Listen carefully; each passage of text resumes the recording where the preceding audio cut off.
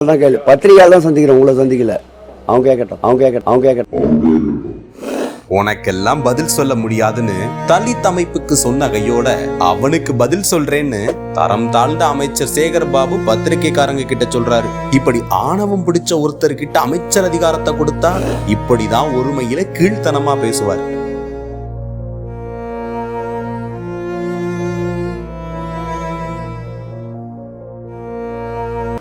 எங்க கொடுங்க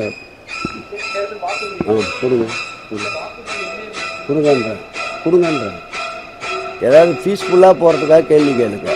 இந்த மாதிரி அடாவடி துணியில பேசுறதெல்லாம் சேகர் பாபுன்ற ஆணவம் பிடிச்ச அமைச்சருக்கு இன்னைக்கு நேத்து வந்ததில்ல. அரசியலுக்கு வந்ததுல இருந்தே அடிதடி, மிரட்டலு, பஞ்சாயத்துன்னு காலத்தை ஓட்டிக்கிட்டு இருக்க. தொடர்ச்சியா ஊடகங்களை மிரட்டுறதும் கேலி பண்றதும் ஊழல் குற்றச்சாட்டு வச்சா அவங்களை இல்லாம பண்ணிடுவேன்னு கொலை மிரட்டல் விடுறதும் அமைச்சர் சேகர் பாபு இன்னும் கராத்தே பாபுவா தான் வாழ்ந்துட்டு இருக்காரு. முன்னாள் முதல்வர் ஜெயலலிதா கால்ல சாஸ்தாங்கமா விழுந்து அதிமுக பெயரை வச்சு ரவுடிசம் பண்ணிட்டு இருந்தவரு அதே பாணியில இன்னைக்கு திமுகவுல அமைச்சராகி நியாயமா தாவேகா உள்ளிட்ட கட்சிகளோட துணையோடு போராடும் தூய்மை பணியாளர்களை கூட்டி வச்சு மிரட்டுறாரு. 1850 ஓட்டு தானே, அது இருந்தா என்ன இல்லன்னா என்ன நினைக்கிறாரா?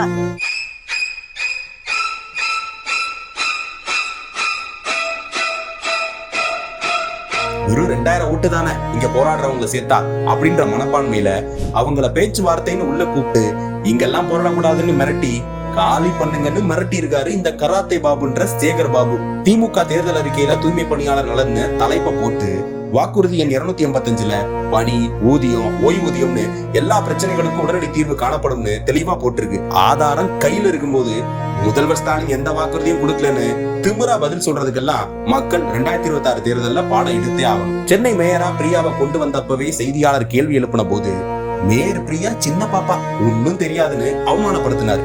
இன்னைக்கு வர அதையே தான் பண்ணிட்டு இருக்காரு.